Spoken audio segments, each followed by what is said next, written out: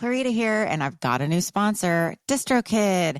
If you want to release your music into the world, DistroKid's the easiest way to get your music into all the major streaming platforms, unlimited uploads, and keep 100% of your royalties. And because you're a Design Freaks listener, you get 30% off. Go to distrokid.com/VIP/designfreaks. DistroKid.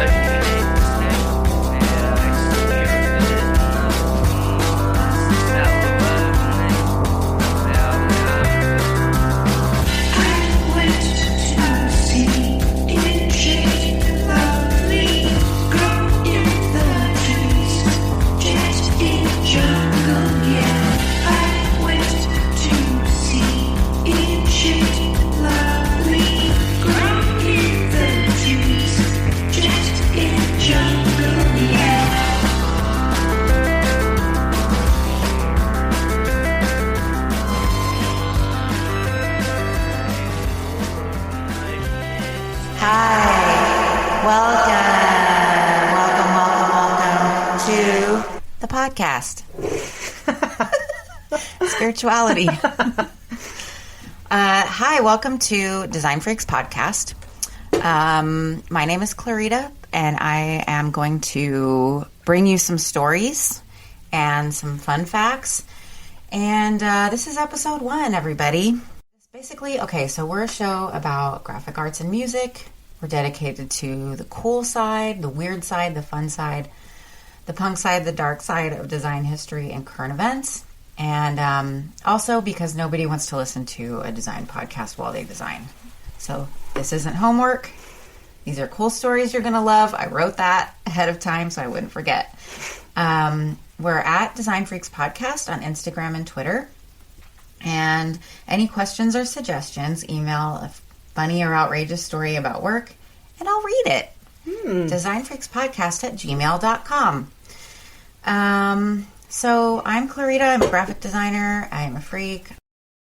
I am based in Seattle, Seattle-based podcast. And I'm going to talk to creative friends of mine. I'm going to talk to local Seattle creative freaks and tell you a story and talk to them about their stories. And today, guest number 1 is Megan Cookie. Hi.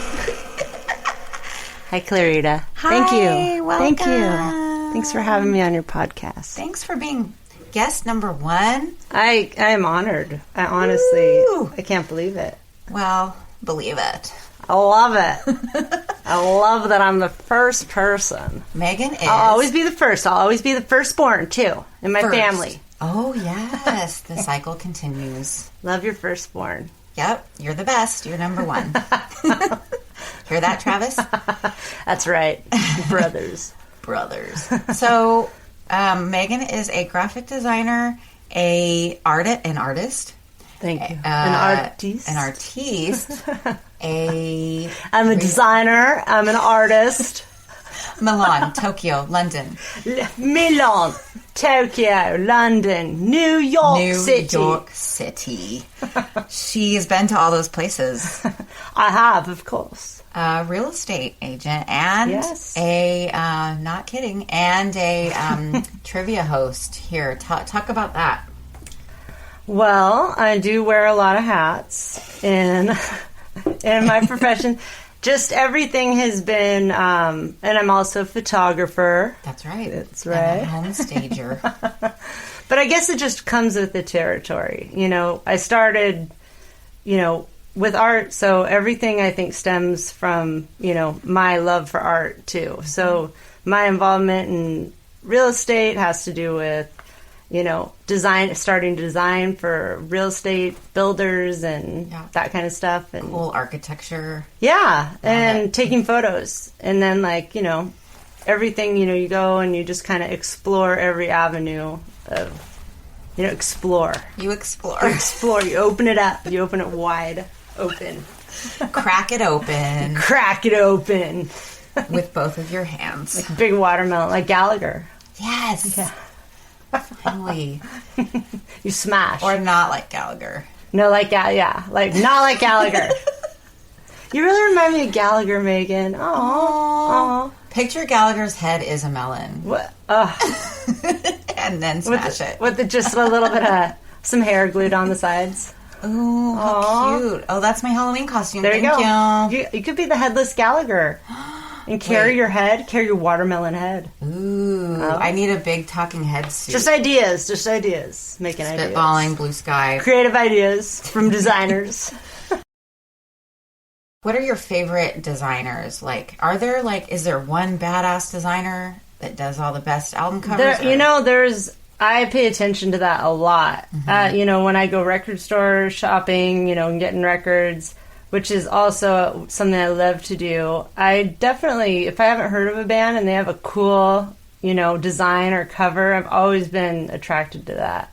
So how does that pan out usually? Does it tell you what it's going to So sometimes, 50-50. I want to say, yeah. I'm a label buyer, so... But also, if something's on a good label that I like, then I kind of will just go for it with that label. Like, if they pick this and this and this that I like. Like what? What's a label? So, let's see. For, Tell me a label. Let me just look really quick. Okay. Megan's going to go ahead and look it up. Meanwhile, I fell down the well. Well, because I did want to talk about a band, Converge, that I love a lot. And they have art that I really started liking, and all of the designs on their album covers I just kind of paid attention to. I was like, gosh, you know what? This is different. Mm-hmm. And it's nice. There's some really bad shit out there. I'm going to look at it right now. Converge. So... the lead vocalist is, it's like a hardcore punk band, but I would say metalheads are into Converge as well. Ooh, crossover. It's a big crossover. And I'm just seeing photos of them looking tough. They're tough. They're tough. No, but they're also just, it's very... it's just... Oh, it looks kind of Xeroxy. It's kind of Xeroxy, but his designs I really am attracted to. I like them. I think it looks different than things you see on album covers usually. Yeah. Jacob Bannon is his name, and cool. They're on Death Wish Records. Okay. And, once you start, getting into... a label, I don't know, there's some labels, Metal Blade, you never know what Metal Blade's going to put out, but usually it's good, or they'll Is it that? Yeah, style? So, yeah. That's cool. Well, there's, also, that face that he did, so all the faces that he's done, lots of silhouette-y things, but really good branding. So, there's a certain way you want patches and shirts, and I just hate that new NU style of I don't know, super tap out metal. Why do you have to go? There's a designer that just does all of those styles and labels. There's this great band I saw, a Swedish band called Crucified Barbara. Ooh. Yeah, I know. I just feel like the name is such a good name. It is just the worst. Oh, and for Lost in translation. Sorry, listeners, I was looking at I try to give people something to look at so that when they hear me reacting, I was looking at the Saddest Day live artwork from Converge. So anyway, Crucified Barbara. Isn't that just, they're Swedish, and so I feel like they were just, but they're an all-woman band, and they are absolutely amazing. Wow. Right? And they're not together anymore, but the name Lost in Translation, am I going to go to see that band? No. And then I look at their album? No. And after I listened to it, it didn't even sound good. It sounded overproduced. But these musicians, I went to go see them, and they were so good. Yeah. But the way that they were translated was lost through design for me. Absolutely, it just ruined it, you know? Red and black, and then just that look that you're just like, oh, this looks like, I don't know, thrift store kind of bad. Like, you know? Like flames and... Lots of flames, like you're probably wearing the jeans that have, like, the patch, or, you know, the I can picture a chain wallet in my mind. Okay. Anything else you want to talk about? So this, you know, obviously we're on iTunes, Stitcher and whatnot, so people are going to be listening hopefully from more places than Seattle. But if you are in Seattle, there is a place where Megan does a really fun trivia night. And it's basically you do all these different categories and crowd participation. You form teams. You can have teams up to 6, and it's rock and roll trivia. Rock and roll, yep.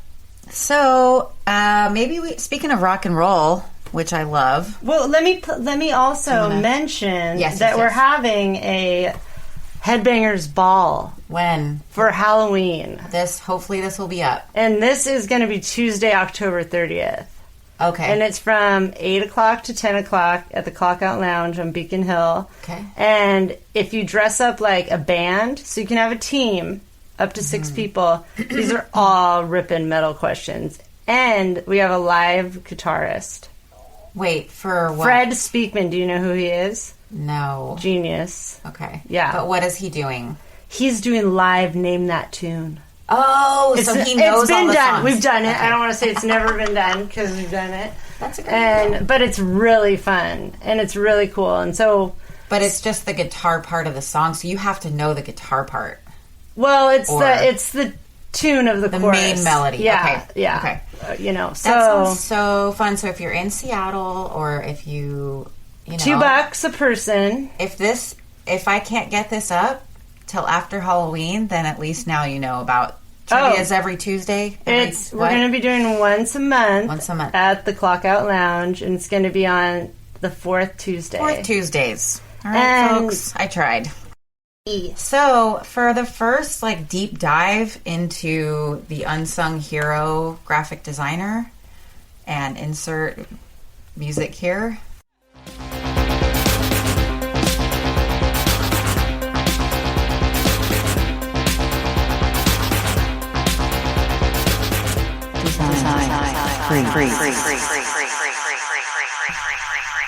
Very first person I'm going to talk about is Arturo Vega of the Ramones. He was known as the 5th member. And, oops, I should have done Arturo Vega. I felt like a mention. Squirrel was telling me about it. Arturo Vega. Let me get into the story because I'm starting to wonder why I'm doing this.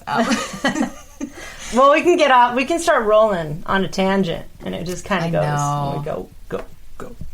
Ready? Flowing. Ready? Okay. Flowing. Oh, my neighbor just may have to pause. No, they're okay. Okay. The dogs are really loud. But anyway, so Arturo Vega was born in Chihuahua, Mexico. Chihuahua.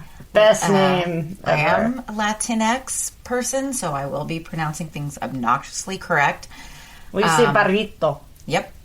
Enchilada. Yep. Tornado. The whole thing. I appreciate that. See? So this article, so I chose this article because it was written by Sandra Hale Schulman. She's a documentary film director, and she was a friend of Arturo Vega's. She made some documentary that got kind of famous on the film, festival circuit, but about... Not about him, though. It was a different story. So, okay. But she did write this article. Punk rock, though? Music? No, I think it was a country singer. I could be wrong. Yeah. But so... Like Marty Robbins? Something like that. Okay. I bet it was good. I know those... Yeah. I know there's some stories. I think it was more contemporary than Marty Robbins, though. I think it Okay. was. So anyway, here she gets us... She gets kind of the picture started. In 1971... a budding artist. Arturo, let me interrupt. Best year ever for music. for everything. For everytht. Except 1977. That was a great year. Yeah. It's fake. Don't tell anyone how old I am. Budding artist Arturo Vega was arrested in Mexico City with 149 others. The big, bold-faced headline in the Mexican daily El Nacional on February 13th, 1971, new national holiday alert, read, Federal Judicial Police arrest 149 drug-addicted hippies of both sexes. Whoa. So let me show you the picture of the article. Shoot. I'm going to bring up That this sounds picture like because Hunter S. Thompson shit. Well, it kind of is. I know. I mean, that's like straight up drug report. So that's the article. So Oh. he carried this around with him until he died in 2013. Drogadictos. I'll get De to it. ambos sexos. So the word for drug addicts in Spanish is so funny because it's one word. And it looks like, I want to just say drug dictator. Kinda. I want to just like, if I was just, phonetically looking at something, I would be like, oh, drug dictator, or, Drogadictos. It's Drogadictos. Drogadictos. And look, they're having kind of a good time. Where's Yeah. the photo from? Is that That the would jail? be a good name for a bar. Do you think? Or the word? Drogadictos! Or the worst. Okay. I don't know. So that's the newspaper clipping. Meant a lot to him. And then that event sparked him, a fire being put under him to move to New York, get the hell out of there, because why were they arrested? They were at a house party. And here's Been there, man. Been here's there. what she Been wrote. there. Here's what she wrote. Vega carried this clipping around with him until his death in 2013, a stark reminder of the oppression he narrowly escaped when he emigrated to New York City. The detained hippies, in quotes, were actually 148 important actors, actresses, artists, writers, poets, and filmmakers of the day, including the famous Chilean filmmaker, guess who? Alejandro Jodorowsky. Wow. Was in the Oof. got arrested. Do I love all of the images from all of his movies so much. Oh my gosh. Talking about design. Yeah. And, like beautiful. just using color and using, Yep. symbolism, imagery, like very, very richly in sex. His movies and are things drugs. we like. It's drugs. You don't it's have drugs. to take drugs to watch his movies. But it's better It when is. you take them But when it's you watch but them. listen, kid, it is. Don't get me wrong. His You early, tripping, Clarita? You tripping? I listened to Gravediggers today. Best Halloween album. Grave diggers. Trip when you're tripping. When you're tripping. Oh. That's the best. God, Diary of a Madman. If you haven't heard Gravediggers and you want to get into the Halloween spirit, please put on Diary of a Madman. Diary of a Madman. And what's the other one? What did I another day? What song are you singing? I'm singing Diary of a Madman by Ozzy Osbourne. No matter what you do when you fall in the death trap.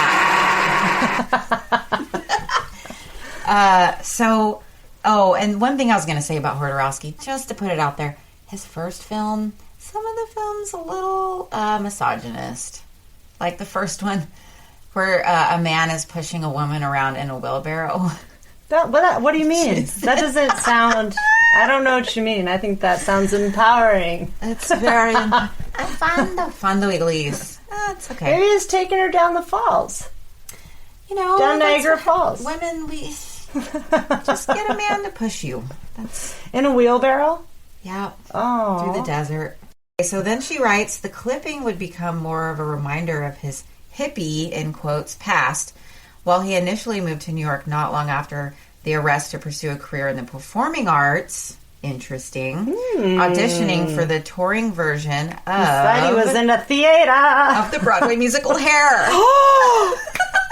Oh my god! Yes. And he was just like bursting. He needed to get out. Bursting with creativity. Wow. I mean, it was just like spilling from his pores. He just wanted to let the sun shine. Woo. I wish I could put echo on you or Oh. something. So Broadway, okay, so I read that. But he'd been actively producing collages as a visual artist. So that's what started his love of typography is probably the collage and cutting things up. And that's back in the day when you really were cutting up paper and making a collage. You had to. It was not a digital form. This is, you guys, this is analog shit. Wait, what? I don't know. You learned how to layer in the early day. Wait, I don't understand. You just hand someone an X-Acto knife and they stab themselves with it? It really helps. What is this? In a way, I'm glad I learned stuff earlier. You know, it was like, okay, yeah, maybe I don't use it as much anymore, but learning how to layer shit. Yeah, I loved also going to 7-Eleven and Xeroxing gummy bears and just Xeroxing stuff. Learning like the difference between light and dark right there, you know, boom. World That's change. a lot. That is a lot. That is a lot. So he definitely had that down. Mm-hmm. By the way, he designed their logo and T-shirts, so I don't even think I need to say that. But He designed the Ramones? Yes. Wow. He designed their logo. Did I not even say that yet?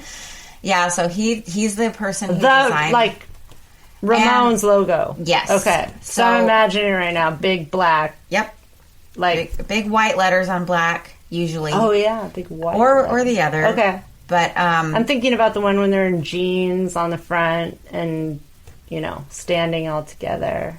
Is there so I'm not sure if he designed all their album covers. I know he was, like, their graphic artist. Like, he designed their whole look. He was kind of like their aesthetics,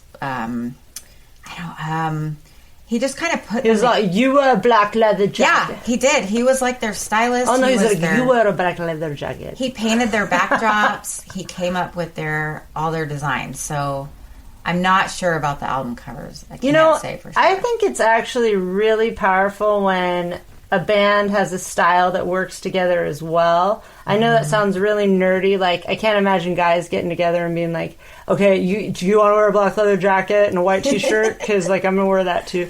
But I like it when that happens because one bad drummer can... Or, I mean, not bad drummer. I don't know why I said that because I'm thinking of a situation right now.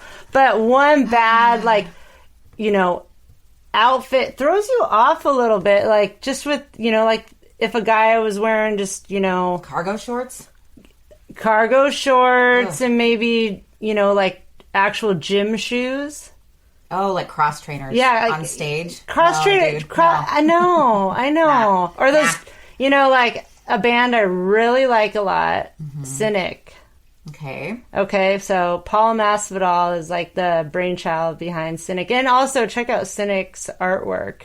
Okay. Amazing. Very spiritual, very like Alex Grey. Oh, I love Alex. I was just thinking Alex Grey when you said spiritual. Oh, I mean, it's like, because it's the kind of spirituality like we like. You know, it's like the kind that's about the earth and your body and your vibrations. Like, it's really cool to see that. Chakras and junk. Your chakras and shit. Okay? So the rest of this story is going to be basically about the evolution of the logo, how it came to be. I love it. And one of the clues in that article. Can you see the eagle? Oh, my God. Yeah. So these photos are all going to be up on the Instagram and on the website. So if you click on this episode page, you'll see it. You know, maybe that was also the brainchild article for Scarface, too. For which? For Scarface, the movie. Yeah. Ooh, maybe. Who knows? I mean, so many movies. Like, it's just kind of cool. Perhaps. Well, you never know. Well, this the rebels. They are. They're badass Mexican rebels. Both sexes. Oh, I would have like totally had crushes on all of them. Can you imagine? Wait till you see photos of Arturo. I'm going to show you. In his visual arts work, she's kind of saying how he started as he used the headline clip as a springboard for exploring his fascination with the power of the printed word. He does paintings of typography, or did. And then the Ramones are currently... Okay, so she also is talking about this retrospective at the Queens Museum that happened called Hey Ho, Let's Go, Ramones and the Birth of Punk, which featured a lot of his early work, like the hand screen printed shirts and everything. How much are those worth now? Okay, so I looked it up. I tried to look it up for I'm this. glad. I'm curious. And There's even three the ones, of them left. Well, hey, so they're actually not, because they're all in the museum. Like, that's how valuable they are. They're not even for sale. Wow. They're the ones from Did the somebody 90s. Is it say like a donation from? Yeah, so people like her, like the woman who wrote this article, and friends of theirs, people who had original screens, they either keep them or they donate them. But like the ones on eBay that are worth like $300, those are from 90s tours. You know what I mean? Whoa. Yeah, those are from like that. Were they touring? No, like late 80s. You know what I mean? Wow. Or 90s, right? Because not all of the members. I mean, were those shirts. Yeah, keep your shirts. I take all my metal shirts, and I have a lot. I have a collection of 1,000,000 metal shirts. And you take a trash bag and a vacuum What I do is I take vacuum sealed. I shrink wrap out, every y'all. single one of them. And I categorize them into my basement. Categorize them. No, I don't. I don't do that. I don't go that far. But I do like have a separate area for them and I'll bust them out. I'll be like, I'm gonna wear you. And it's funny, even ones from 5 years ago, I'm like, oh yeah. Yeah. So glad I bought that. Cool. A weird one I bought was I did buy the worst shirt ever, and it was like $50 at a Bob Seger concert.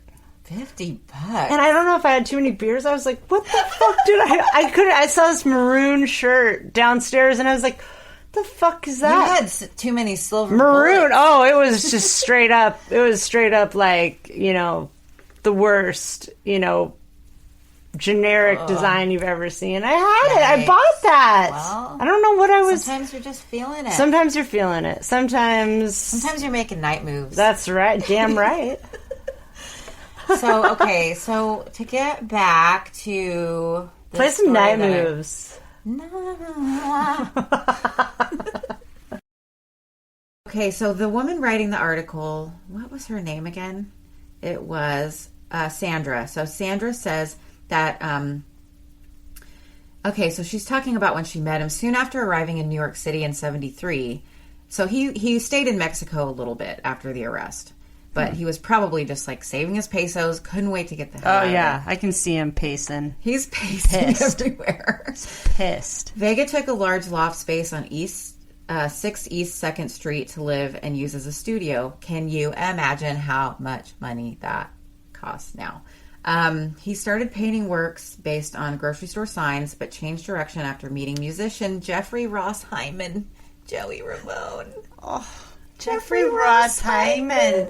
Honey. What a nice Jeffrey Ross boy. Hyman. I love him. He's a nice He boy. likes cats. He loves cats. He'll just fix you some soup if you're not feeling well. He'll take care of you. He will. Before the Ramones formed in 1974. Don't take his girlfriend. Don't take his girlfriend. Oh, no. Don't bury him in the pet cemetery. Damn it. I don't want to be buried in a pet cemetery. I don't want to live my life again. Sometimes dead is better. That's right. Okay, so then she says, okay, so he lives around the corner from CBGB's, and it's 1977. I mean, that's what I imagine in my mind. If Yeah. I'm imagining what happened in like 1977 in New York City, like I imagine they all lived around They were just CBGB's. all around, yep. Everybody's just playing like fun shows, Pants getting were their tight. punk rock on. Shows were loud. And there was a nightly after party. The loft was like a version of Warhol's factory, loosely organized around the punk subset of the avant-garde, with art covering the walls, well-worn couches and beds, and work tables strewn about the airy space. Over the next few years, I would help Arturo with his art career, setting up shows with him, archiving photos and memorabilia for the band, and making endless rounds of art openings in the East Village and Sohos. So that's kind of that's talking nice about how when they were already famous, but I like that they have sort of, when you're in an art scene, when you're doing art right now or wherever, and you're a bunch of people and you're going to see the same shows, and it's all the people hanging out at the same bars, and it's really interesting to think that, oh my gosh, that, all of a sudden there's a genre, and there's like all this amazing shit that happened during that time. Like, And you know what helped launch their genre was Arturo Vega's styling of them. that is so cool. Think And I can about see it. if we didn't have immigrants. If he wasn't allowed into the United States, we wouldn't have the Ramones. Think about that, folks, when you go Damn vote. right. Damn it. I like that. So, You're speaking to me, like, politically. I like see? that. Come on, It makes guys. sense. Fucking It makes sense. vote. I don't want to be another person yelling at people to vote, but do it. At the beginning of his association with the band, Vega was knocked out by the power of the Ramones' high energy. Okay, this is her wording. But basically, he became a super fan, really good friends with Joey, and That's how you do it. That's how you do it. he started to Start make them hanging out with stand them, out. being Yeah, and as a friends. friend, he wanted them to stand out on stage, and so he designed a banner for their backdrop, and that's where the sans serif Ramones kind of logo came from. Just the letters by themselves. You know what? Another test to simple is sometimes It's best. You Dead know? is better. Yeah. Simple. Overcomplicated, like, it's just, Yeah. sometimes the metal bands, I love And those logos, think about but what was happening in the 70s Wow. when this was going on. Like, everything was so flowery and still so decorative. Decorative. yeah. And they were just Here's like, a doily, and here's a doily, and here's some rickrack. Yep. We're going to put rickrack on your some shirt. macrame on your logo. I want macrame on my logo. And think about how... Look at my macrame logo. Check it out. But that's how it stood out, because it was like, okay, this is our version of punk rock. This is what we're doing. In big black letters, which hung on the lock. And big black. Let's think about that. No, let's not. Yes, let's do.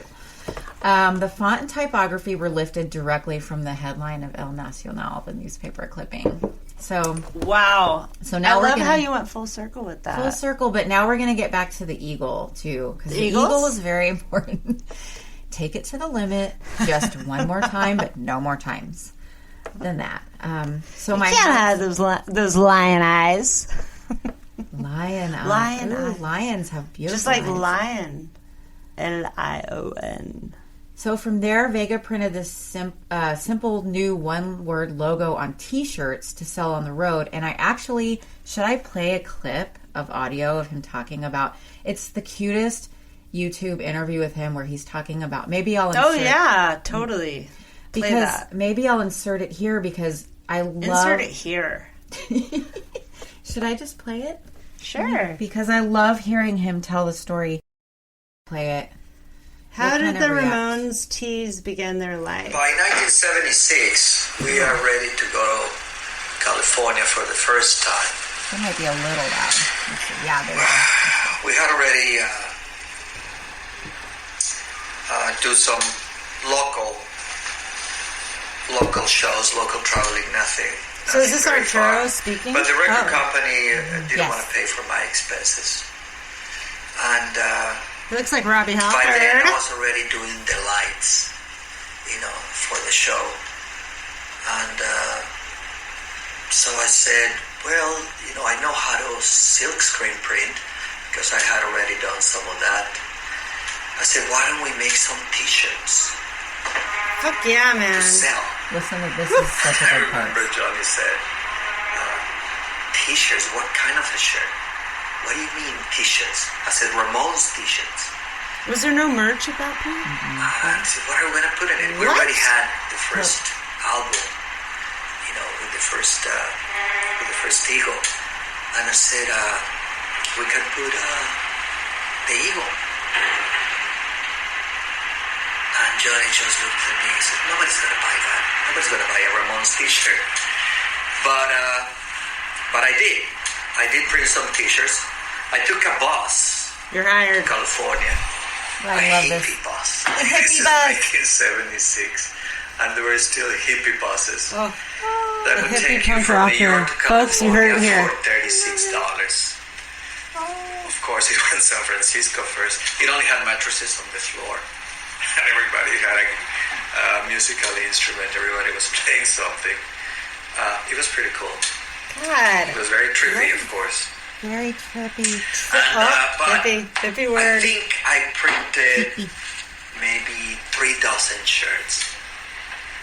And I think they were almost sold by the first show, you know. So it was an instant hit. It was an instant success. I'm pretty sure we were the first band. Okay. That started. So they're showing the shirts right now? T-shirts at every show. Before that, I remember going to see the Rolling Stones or Led Zeppelin or the Very bands. cool. You know, at the time, even Alice Cooper. They were like the first small... DIY. Yeah, I'm sure other people had DIY, but they kind of made a thing of it. So, so then he started printing them, a ton of them, and getting all the little kids in that neighborhood in New York, like, hiring them. And so he had this loft full of shirts just hanging on everything with little kids in there helping. And it's just the cutest visual in your head. Oh, that is like, I love everything about that. That makes me inspired again. Thank you. It does. I mean, anybody working hard for their craft, I mean, it's just a labor of love and you can't get away from it. It's like, so he great.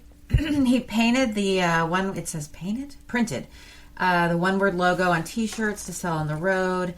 The band members initially snickered at the idea, which we just heard, wondering if anyone would bother to buy a shirt with the name of an unknown band on it. And then she puts the link to the video there. And then Vega claims he printed about 3 dozen shirts and they all sold. The band took off and the Ramones were signed to a deal within a year. Bigger shows were booked, and Vega, who was constantly on the lookout for words and symbols for inspiration, began pulling from some unlikely sources. So he found a cool-looking eagle and a belt buckle. So again, like in Mexican culture, there's eagles everywhere. There's like the Thunderbird, it's on the flag. And a logo has a lot to do with what you assume when you're a kid, what you assume that band is looking like and sounds like. Uh-huh. And I remember as soon as I saw the Ramones logo, I was like, oh, yeah, these guys are badasses. It's crazy too because it's so subversive that they took the presidential seal. I love that. Yeah, and it's so punk rock in the right way. It's good. But also showing like we're going to tell you what America is. We're America. Mm-hmm. We define America. We're the presidents. We're the presidents of the United States. We're in the house. Okay. So he found a cool-looking eagle and a belt buckle, took pictures of himself wearing it in a photo booth in Times Square, and he used the eagle under the band's name for the logo in the next version of the shirt. That's the one he brought on the hippie bus. There's a good bar in Seattle called the Eagle. Yes, but don't go there and ruin it. I'm just kidding. Just joking. It's in Portland. It's not there. But the logo needed more. It's in Kent. Local humor. We're like the Almost Live of podcasts. It's in Linwood. Okay, all right, everybody. Nothing to see drivers. These old Swedes. I saw them as the ultimate all-American band, he told Jim Bestman, author of the book Ramones, an American Band. To me, they reflected the American character in general and almost childish, innocent aggression, which is a beautiful term.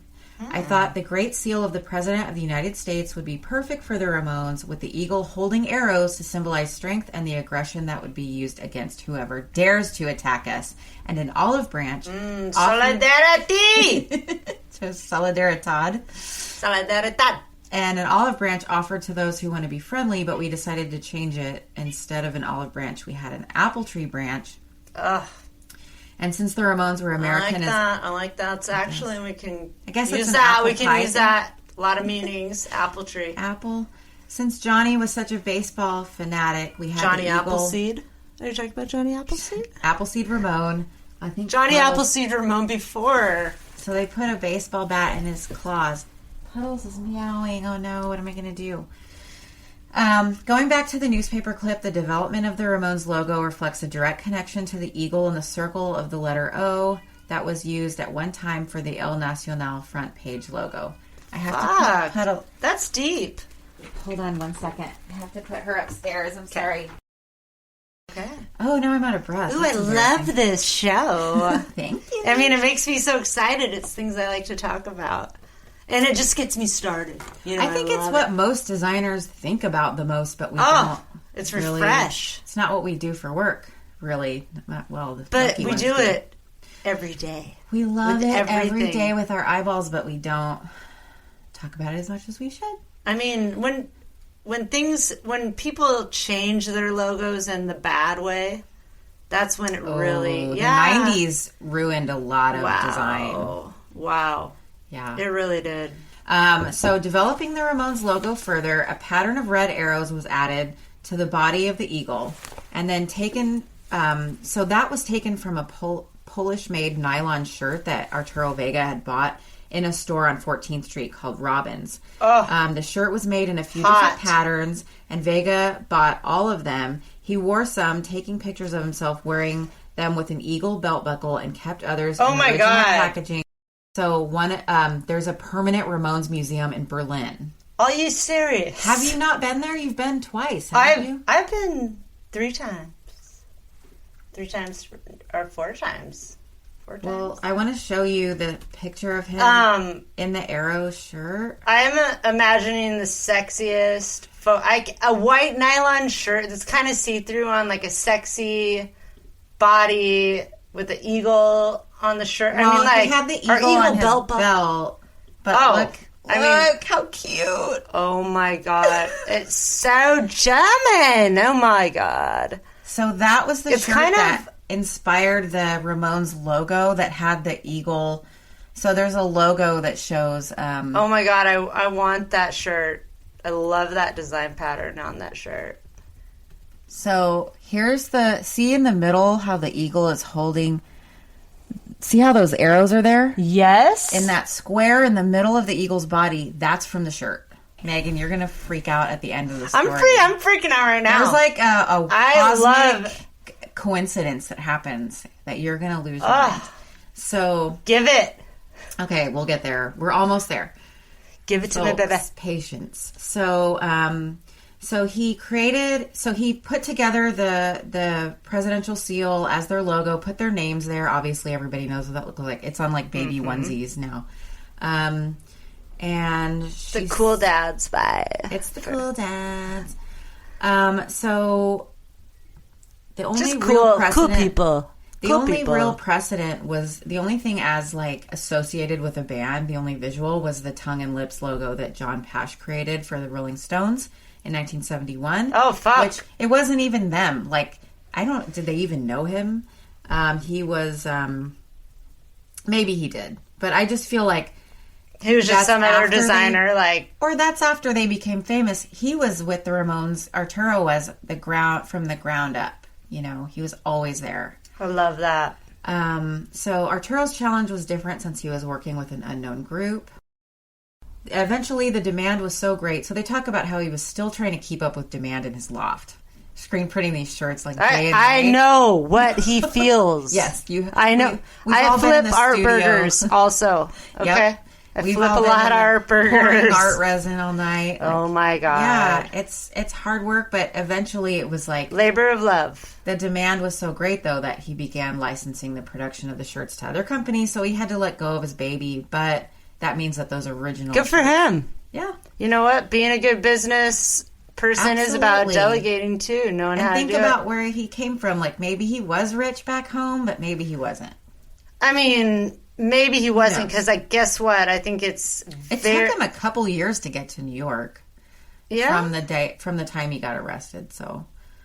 So then soon the deal grew into something much larger as he made licensing deals around the world for everything from sneakers and socks to shorts, jackets, wallets, skateboards, baby clothes, hats, and stickers, all bearing the logo. They were and still are sold in stores globally and online. Get it Sears, Target, Walmart, everywhere. Milan, Fred Meyer. London. The Walmart of every country. Everything.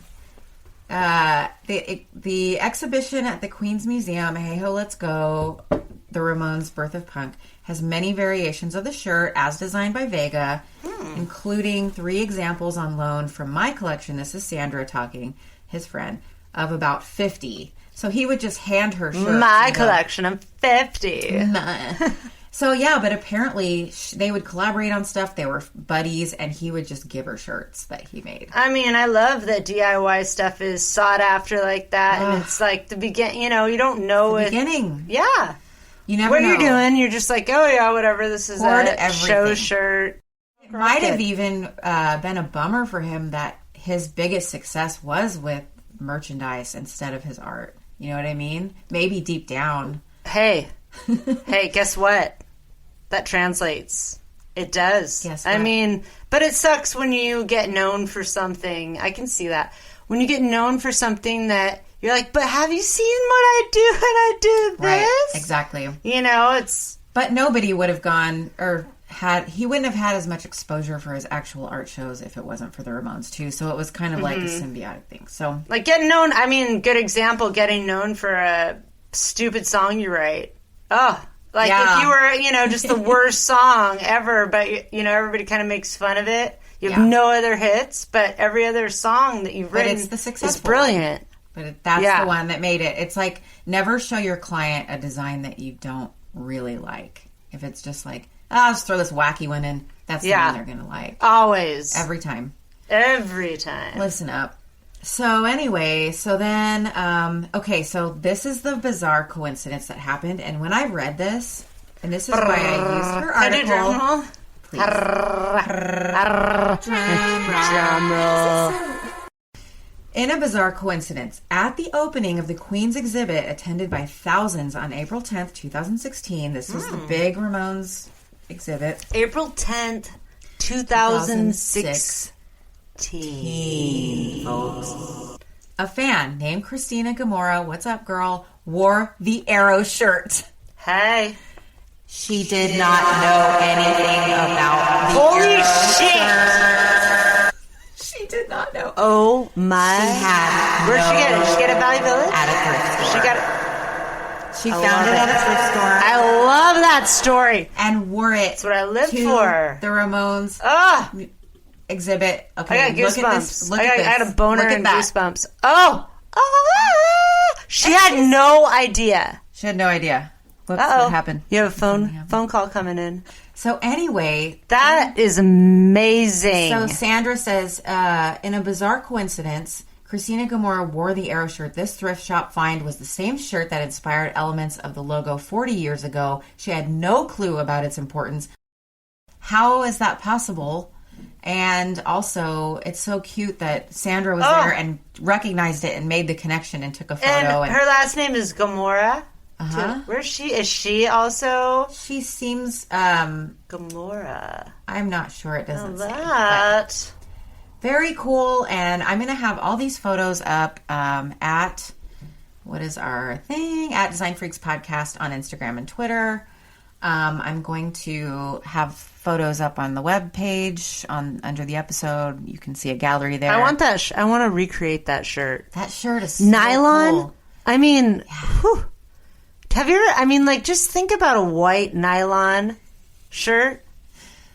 Think about it. Like a white nylon shirt with, you know, maybe a nice neck, a nice neckline, and you know, just white, cuffed with white, but nylon see-through, not mesh, but really nice, like thick nylon. I like it. So that's it, folks. That's the story. He died in 13. And we think he's a badass, and his story is, I don't know, deserves to be heard. I can't talk anymore. I love that That's story. Isn't it? I mean, what a cool dude. That is a really good thing to share with everybody. Yeah. I mean, like, not only that, but like when you think you're doing something that is unproductive or isn't going to make you any money or do anything, like also it's an attest to like following your heart and like the passion of design. I love that. You know, do what feels right, you know, for you. Like he didn't know that was gonna happen. That wasn't his goal. But and people trusting himself, you know, that's cool. It's hard for artists. There's also a bunch of statistics in here about how they sold more shirts than albums or tickets to their shows. So what, dude? Yeah. That's great. You know, like it's just made people listen to your music. His design transcended their music even. Like people relate to that look because it's a punk rock America. Oh. It's like an alternate universe we all want to live in or something. I don't know. Oh, absolutely. I want to live there. Totally. Okay, is there anything else you want to say? Everybody, remember that immigrants make our country great. We wouldn't have the Ramones the way that we know them now. I love it. And it's really important to deep dive sometimes. And I'm going to have a different story just like that every time. And hopefully it will be just as fascinating. So thank you, John Paul Dwyer, for letting me use the Damaged Bug. The music for my theme song is by Damaged Bug. Other music by the Oh-No-Nos, Seattle band. Stay tuned. Woo! I'll be giving more information about them, putting links up. And thank you to Megan. Thanks to Headbangers Eric. Ball, don't forget, trivia. Oh, yes, Headbangers Ball. And if this goes up after that, October 30th. The last Tuesdays of the month to the clock out. And thank you to Tom from American Music and anybody else who gave me support. Oh, you were awesome. Sweet people. Oh my gosh, I love And I can't wait story. to do it again. And love you. I need a sign off. If anyone's listening, please write to our Gmail account and tell me what my... You could just do a little song, a little riff. Why don't you get me started? Colorita. Okay, we're done. Bye.